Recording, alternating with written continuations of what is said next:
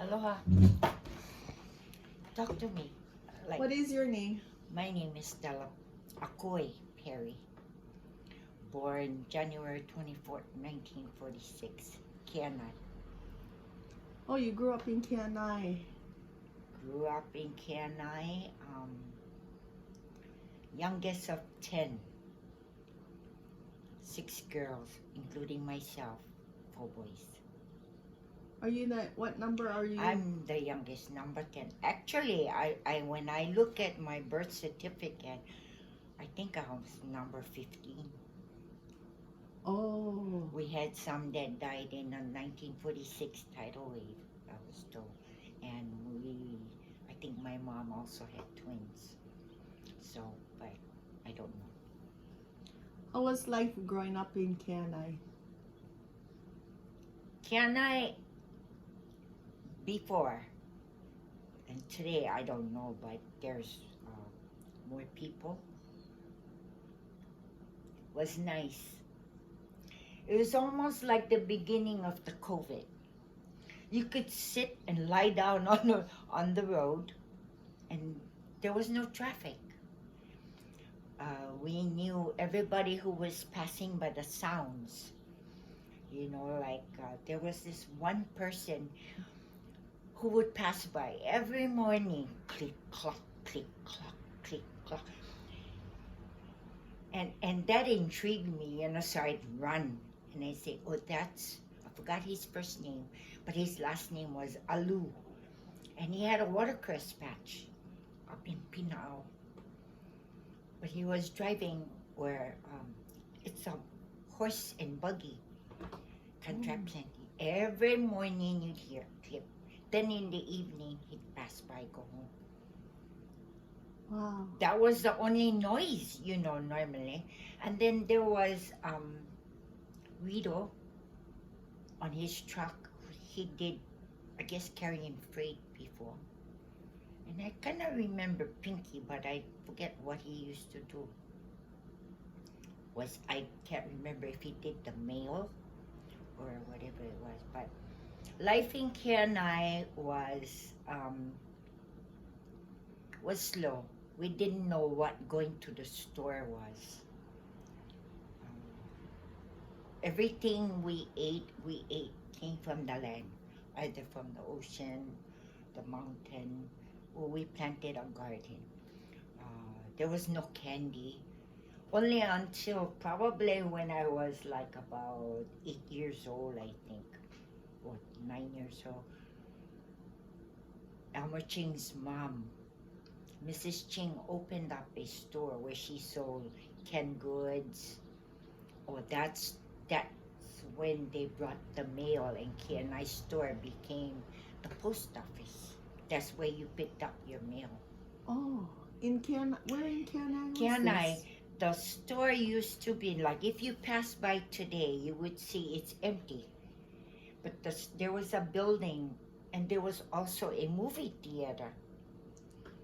Right where you see Sharon Norad's house today, in the back used to be, or on the side of it, used to be the Keanae theater.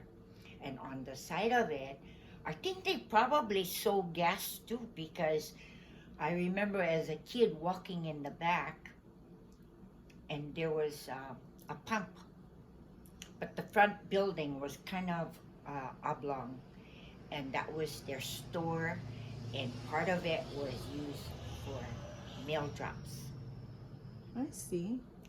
So, yeah, she sold canned goods, ice cream. What I remember and what I went for was ice cream and candy. It's the only place you could buy candy, like 5 or 6 candies for a nickel. The nickel went far those days. They even sold flour by the sack. Like you could, for a quarter, you'd have a really, really big sack, like maybe 20 pounds, 50 pounds of flour. So did you graduate from Keanae I school? went to Keanae school up until my 7th grade year. Then my mom died. So it was like close to Easter time. And then, school would be over within like a month or two after. So I had to stay with my sister. From there, I went to EL school, only for that remainder of time. I went back to Keanae, and they were opening up, oh, they had Kamehameha applications. I had no idea what Kamehameha was or where it was, but you cannot grow up fast living in Keanae because I didn't have a mom. I had to learn. I had all these boys living there. They were all my nephews, but they were older than me. And my mom and dad kept them, the Souza boys. So there was Manuel. Manuel went off after high school. He graduated. He went into the service. There was Sam. After Sam graduated from high school, he went to Oahu. Then there was Maurice. Maurice was the youngest one. The other brother was Paul, but Paul was adopted by the Bodners down in Nahiko. So Paul Bodner is a brother of these. They were 4 boys, my sisters.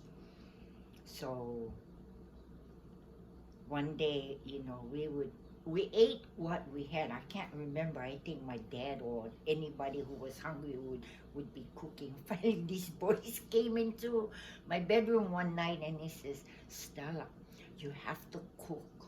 You don't only... And I was only 12 years old. And I said, I don't know how to cook. You're gonna have to learn because we have to eat. And I said, I don't know how. And so when I talked to my dad said, oh, you don't have to do that, because I was a baby, so I got away. But I didn't know how to work their patch, but I had to clean house. So cleaning was something that we had to do. If you didn't, I remember they used to throw coconut in the back, running after me. I was fast. Run around the house, they grab the coconut, pop. You cry and you come back. Because I know that I'm gonna get the belt if I didn't come back. So I learned how to clean every day, every week.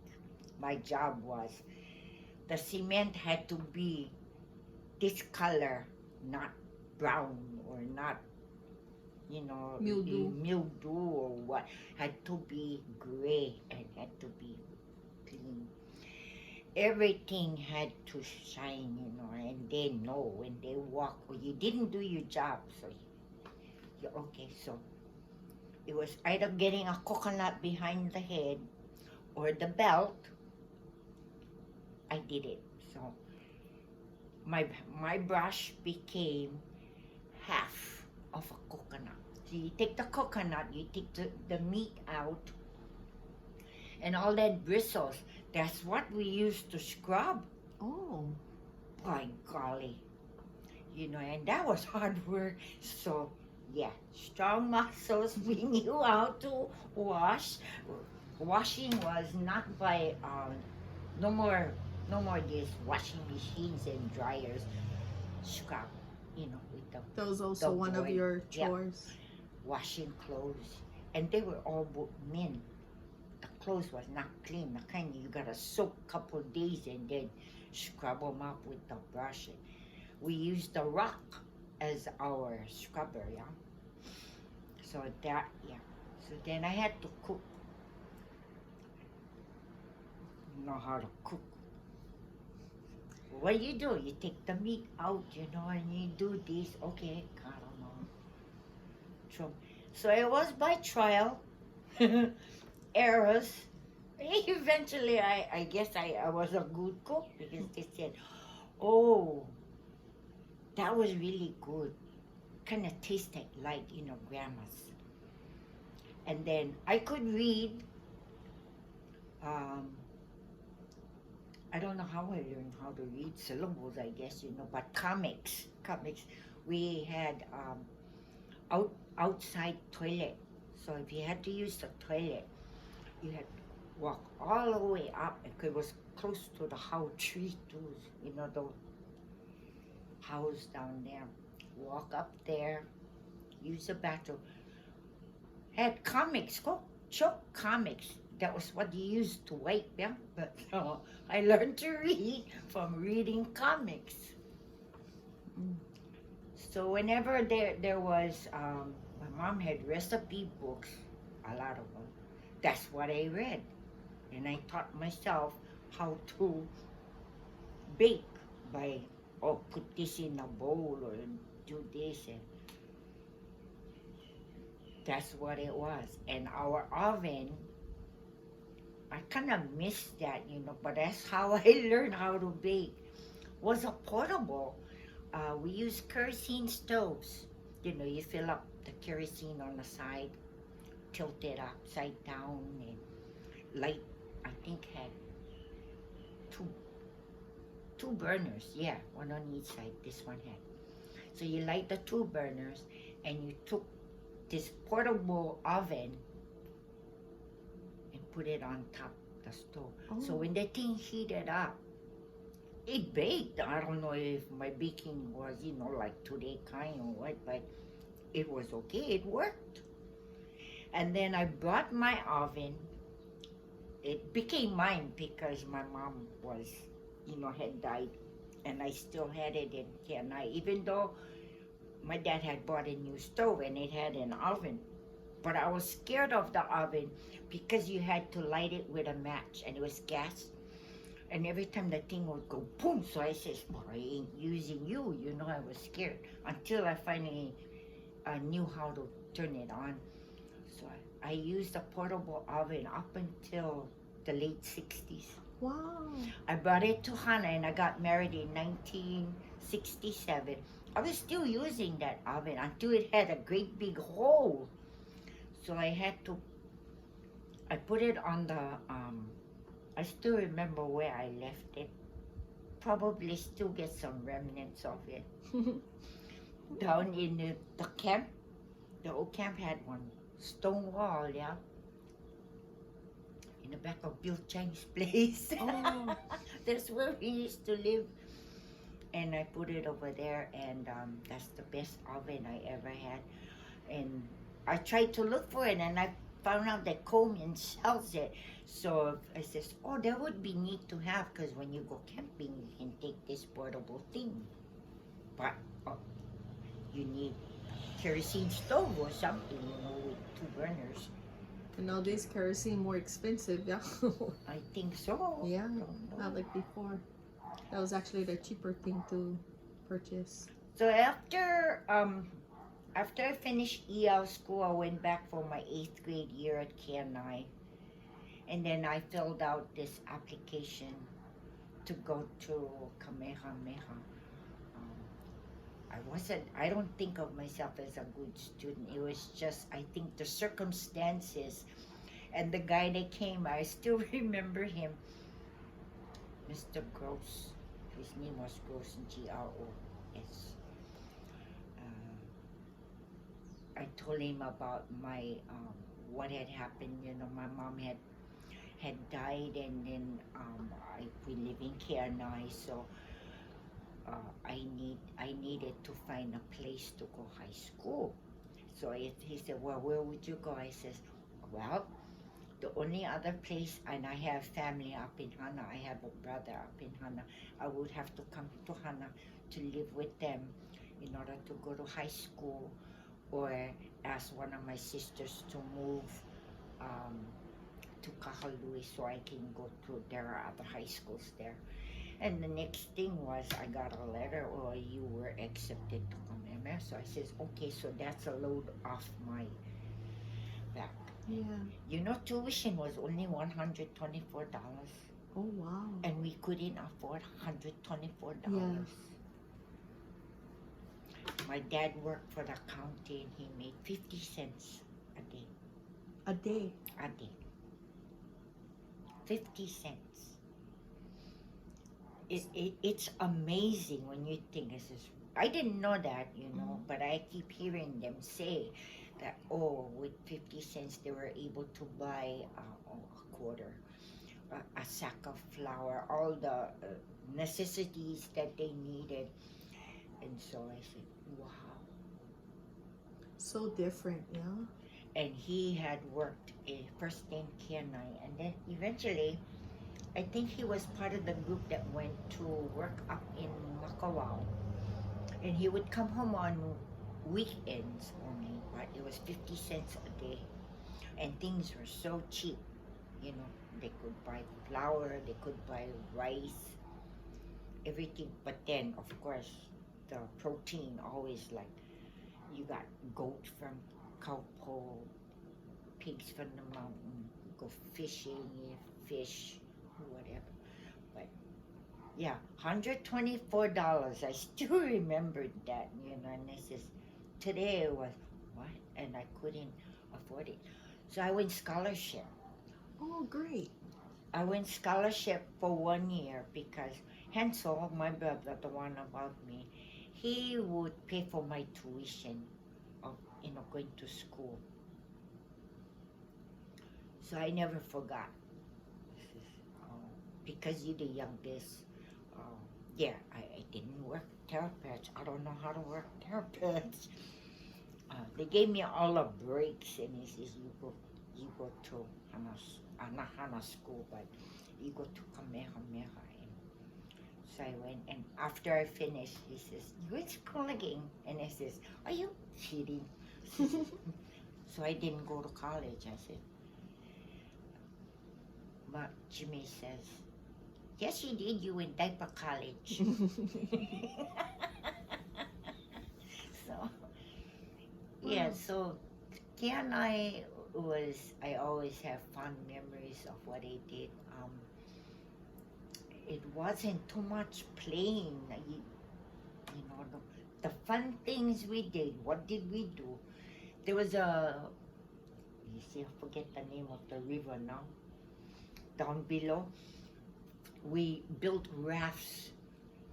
Everybody use something, you gotta build this raft and see whose one would float. Because I was the youngest, they always took even my clothes, Oh, we need your shirt. For what for? Oh, we're going to make sale. I need the shirt. Okay, so give them the shirt. Then they took my pants. Yeah, those kind of things. We built rafts and we had races down in the river, and then I knew how to go beach, fish. I just love to fish, fishing, and we would eat. I don't see anybody doing that now, but we call it inikiniki, the baby puhi. Oh, Baby, yeah. I haven't seen anybody. yeah, nobody does that. I don't see anybody in Hana doing that, but that's what we did for food, We ate inikiniki. Um, you go down like, oh my goodness, I cannot even think of that name. Right below us from the top, you look down, there's a river and the Oh, ocean. yes. I don't know the name of the river where Uncle Bill's place it. Yeah, Right. Lower Keanae. Yeah. And get plenty rocks, yeah? So you take and where the water comes up, you can even, you just take all the rocks and get down to where the wetness is. There's no water coming in. But you need something. And again, because I was the smallest one, they take my shirt, they take my pants, you wrap your hand and you grab the opihi off the, and eat the spit into it and just hold your hand like this. And all the puhi come inside your hand and you just put it in your bag. Wow. And they're like this. They're all same size, I think, but black. And so we go home. We fill up our bags with the inikiniki. We go home and clean them up, gut them and pull it out.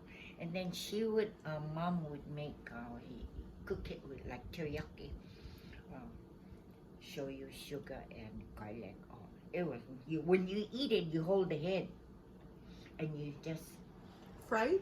no. Raw. It's cooked. Well, because it's cooked in teriyaki, it's soft, yeah. Yeah. So you just put them up. Yeah. I would try that. It's good, but again, I think probably down. If you go down to Waikaro, you probably could experience that. But I don't think I can catch them anymore. No. Those things, just like snakes coming up. They all come up right up for that palu, the opihi, and then you just grab them and put them in the bag. Wow. But for fun stuff, yeah, it was only until after, like when you go in high school, that we did stuff for our own self, and for the community, we'd make dances. You ask somebody, oh, you get, the record player and some music. Everybody came out. That was all. And then, of course, the movie theater. I don't ever remember going to chain stores, for to see a movie. But they showed movies at the St. Gabriel's Parish, the hall, every weekend, Saturday and Sunday, Wow. for a quarter. That's all it was. It's where you can sit down, watch they had news, and then they had cartoon, and then the main Movie. main movie. Always was like that. It was so funny. Yeah, other than that, my life in Keanae, I think, when I went to high school and got a taste of city life, I stayed there for about 2 years, but you always gonna come back to the country, Yeah. So I came back to Hana. I came to Keanae, and then from Keanae I came Hana. Spent time with Fuzzy and Harold. Well, they needed a babysitter, and I think who was the baby at the time? Sonia. So took care of her, and then from there I went to work on a ranch. On a ranch office, John Henchett and Mel Hewitt. From there it was credit union. After that, I spent 5 years at the Hana Ranch office with Annette Goro Taki and Rikio Shime. Then I went to work for the credit union with Bill Furman. Bill Furman was a classmate.